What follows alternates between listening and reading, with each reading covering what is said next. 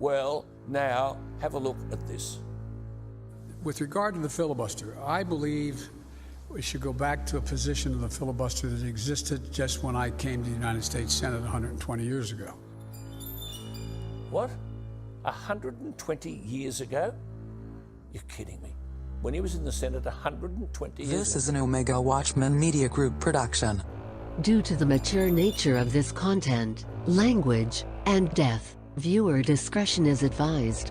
Kathleen, did you feel a mysterious boom or shaking about 5 o'clock tonight? Some of our fellow colleagues felt it right here at the Fox 5 studios in Kearney Mesa and at various work-from-home locations. In fact, our newsroom got calls from viewers from El Cajon to Ramona. Sheriff's Department got reports from the South Bay to La Mesa. Parts of New England shaken this morning. If you are on the South Shore and felt any shaking a short time ago, officials say it was not an earthquake. We received reports from Hingham to Woods Hole. The U.S. Geological Survey says people may have felt a sonic boom or another atmospheric event. For the first time in 80 years, church membership is down significantly, with various factors at play. Religion. As Christians around the world observe Holy Week, we take a look at the dramatic decline in church membership in the U.S. by the numbers. 47% of Americans said that they belong to a church, synagogue, or mosque in 2020, according to a new Gallup study. It's the first time in 83 years of Gallup polling that membership in a house of worship has dropped below 50% in this country. So why is membership falling? 2 Thessalonians 2. Now we beseech you, brethren, by the coming of our Lord Jesus Christ, and by our gathering together unto him, that ye be not soon shaken in mind, or be troubled neither by spirit, nor by word, nor by letter as from us, as that the day of Christ is at hand. Let no man deceive you by any means, for that day shall not come, except there come a falling away first, and that man of sin be revealed, the son of perdition. Russia is taking full advantage of climate change to try and shore up its military power. Now, it's testing new weapons in the Arctic in areas where there's been quite a bit of ice melt. And what the Russians are doing there could have, in fact, major implications for the United States and other Western allies. International security editor Nick Payton-Walsh in London with the exclusive reporting now. You know, experts have been warning about this for at least a decade now, and yet a lot of what they feared, Russia seems to be trying to implement now. Well, certainly, and the ice is melting significantly faster than many scientists, diplomats or military experts had in fact expected. And yes, you're right, there's been a lot of talk about Russia doing things, but here they are actually implementing significant military maneuvers, heightening in the last months or so with the test and completion of tests in the months ahead of these new superweapons long advertised by the Kremlin head, Russian President Vladimir Putin, but often thought by US officials to simply be too terrifying to ever be possible. But there are signs they're moving to fruition, and just recently too, all of this enables Russia's stronger hold on what's called the Northern Sea Route, potentially a route from Asia to Europe that's half the length almost of that of the Suez Canal. Remember that in trouble recently. Yet again, another factor increasing competition for control on this new ice-free sea lane. It's a new frontier, expanding for all the wrong reasons, with pushy neighbors rushing in. Russia is seeing the Arctic ice melt fast and filling the gap with a military buildup, some of it on Alaska's doorstep, not seen since the Cold War. Key is a new generation of superweapons like the Poseidon, 120-mile-an-hour nuclear-propelled stealth torpedo. It's designed, say Russian officials, to sneak past US coastal defenses and detonate a warhead, causing a radioactive tsunami to hit the east coast with contaminated water. Experts told CNN the weapon is, quote, very real. It'll be tested in the summer near Norway, whose intelligence head said it's not only the ecological damage that could be bad. It is in a testing phase. It's a strategic system, and it's aimed at targets and has then an influence far beyond the region in which they test it currently. Some said Russian President Vladimir Putin was fantasizing when he revealed this and other new weapons, like the hypersonic Zircon missile in 2018. But continuing development and tests make them very real. Russia is projecting an image that it's developing new technologies, and this, of course, is destabilizing the strategic balance. They are now starting to develop those capabilities that could reach the United States. The Prime Minister is accelerating a plan to make guided missiles in Australia, saying they are needed to keep the nation safe. It comes as Labor wraps up its two-day national conference with a pledge to cut taxes on electric cars. It's cutting-edge, precision-guided, long-range and deadly. And the Prime Minister wants the US-designed anti-ship missile and others like it to be made in Australia. To ensure that we have what we need to do what's right for all Australians, and to do it with the best partners in the world. The government is accelerating a $1 billion guided missile building plan and is inviting defence companies to bid for it. This is a big strategic change. Welcome back. Hope you had a good Easter. You know, even in a decaying Christendom, there is something so heartening about Sunday service on Easter morn with the church pews packed, as they rarely are. And, oh, wait, no, sorry, my mistake. That was the old Easter, before the state rolled the stone in front of the church door.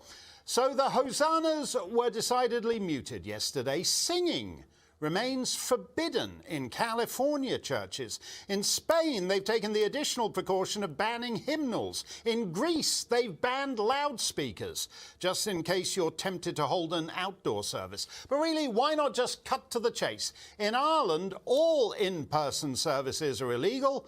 And like Father Hughes in Mullahoran, who said Mass to 40 congregants, you'll get a €500 fine if you're minded to try it. And Pastor Cronin at the Abundant Grace Church in Dublin was arrested mid-service. In one of posterity's little jests, an Irish Catholic is currently only free to practice his religion if he heads north across the border, where under the tyrannous British Protestant yoke, the churches are open, unlike down south. However, don't get carried away. What the state giveth, the state can take away. Here's British coppers in South London seizing the pulpit and closing down worship in mid-service. It is Good Friday, and I appreciate you would like to worship, that this gathering is unlawful, so please may you leave the building now. What's the proper response to that? Here's Pastor Arthur Pavlovsky in Calgary, Alberta. Please get out. Get out of this property. Immediately get out. Get out of this property immediately. Out. I don't want to hear anything. Out of this property immediately. I don't want to hear a word. Out. Out. Out of this property immediately until you come back with a warrant. Do you believe in God? Almost 90% of Americans say yes. But when you ask people if they attend a church, synagogue, or mosque, the numbers tell a very different story. In fact, a new Gallup poll shows only 47% of U.S. adults say they belong to a house of worship. It's the first time religious membership has dropped below 50% since Gallup started tracking this metric more than 80 years ago. But the data isn't exactly surprising. For decades, church membership hovered around the 70% mark. Starting around the year 2000, that number began to steadily fall. This was around the time another trend started taking off: the rise of nuns. And no, not those kind of nuns. By nuns, we mean Americans who don't associate themselves with any formal religion. They describe themselves as atheist or agnostic, or say they're simply nothing in particular with respect to religion. It would be a mistake to think of all of them as atheists or as totally secular in their worldview, but they are far less religiously observant. Dr. Gregory Smith researches religion and public life for the Pew Research Center. He says the number of religiously unaffiliated Americans has jumped over the last decade, from 17% of the U.S. population in 2009 to 26% in 2019. One big driver of the growth of the nuns is that young adults are coming of age, they're entering adulthood with far lower levels of attachment to religion than their parents and grandparents before them. The other thing I would mention is a theory proposed by many scholars that says that the growth of the religious nuns is really in some ways bound up with politics.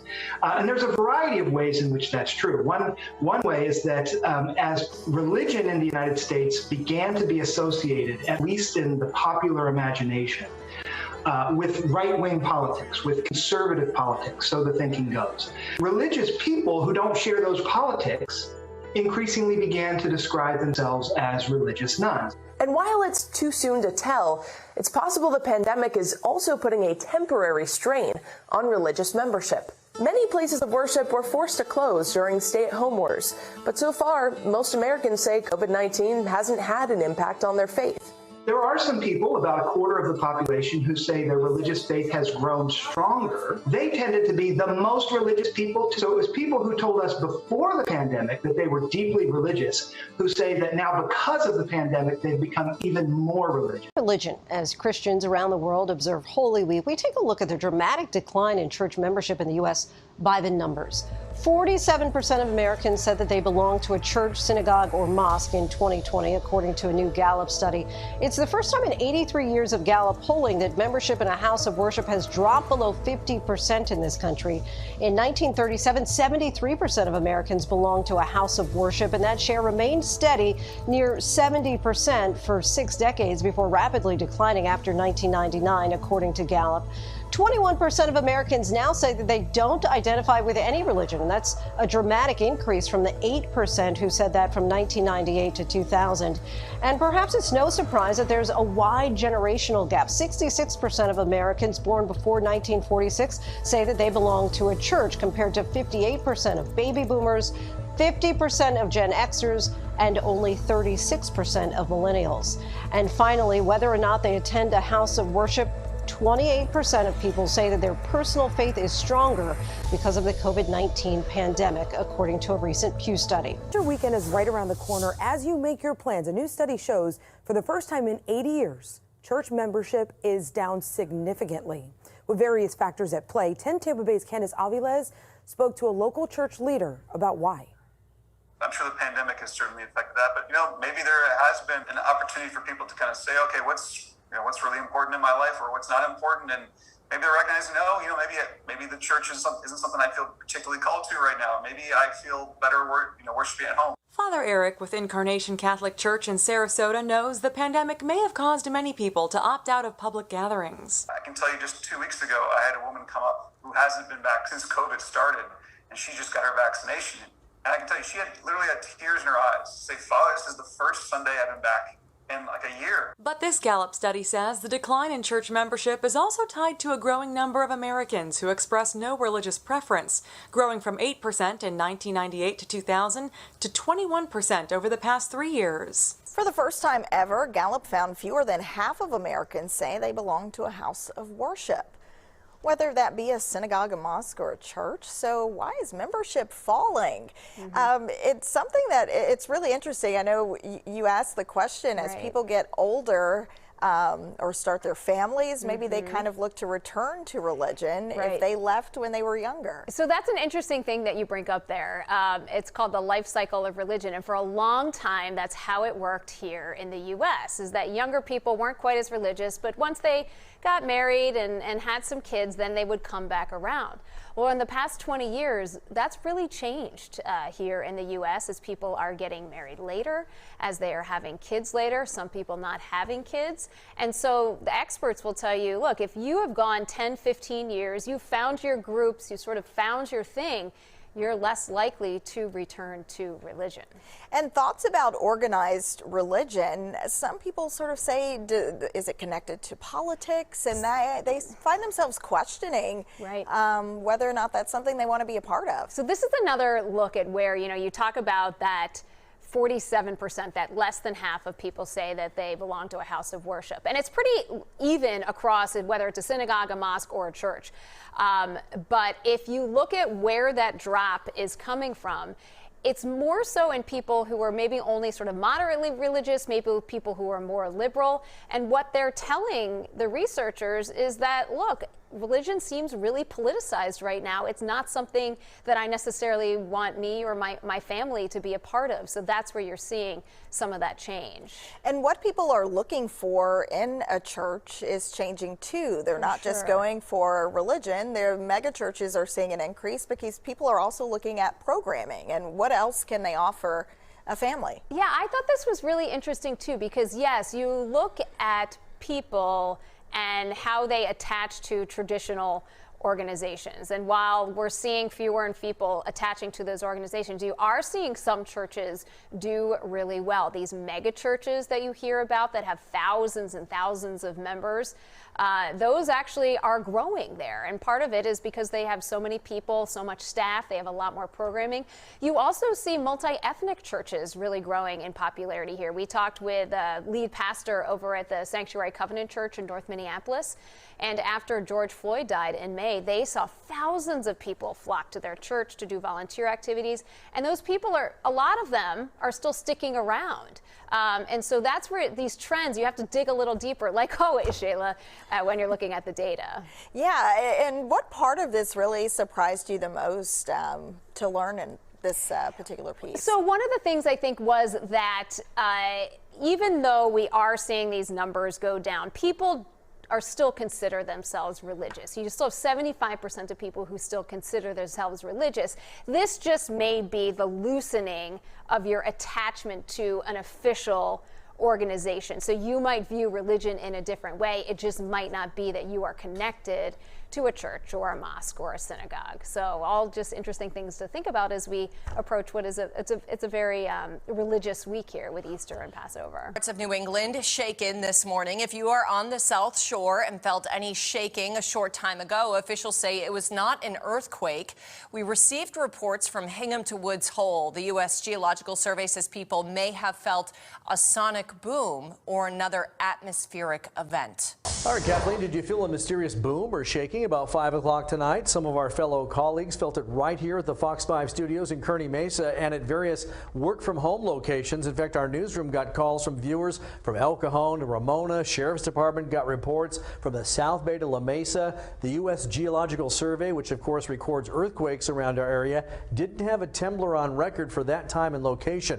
We also reached out to the U.S. Navy and Marine Corps to see if they would report that an aircraft maybe had created a sonic boom or some other training-related cause, perhaps artillery firing at Camp Pendleton, which has created booms and shaking in the past. The military has not gotten back to me at this point, so we really have no idea. And by the way, Kathleen, the last time there was one of these mysterious booms, you may recall in our area, was nearly about 2 months ago. It was on January 15th, and we still didn't know what caused that then.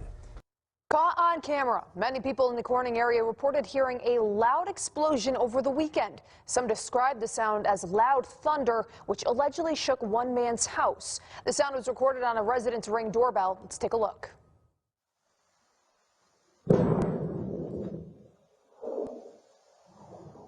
Now, 18 News reached out to law enforcement officials in the area, but the source of the disturbance remains unknown at this time.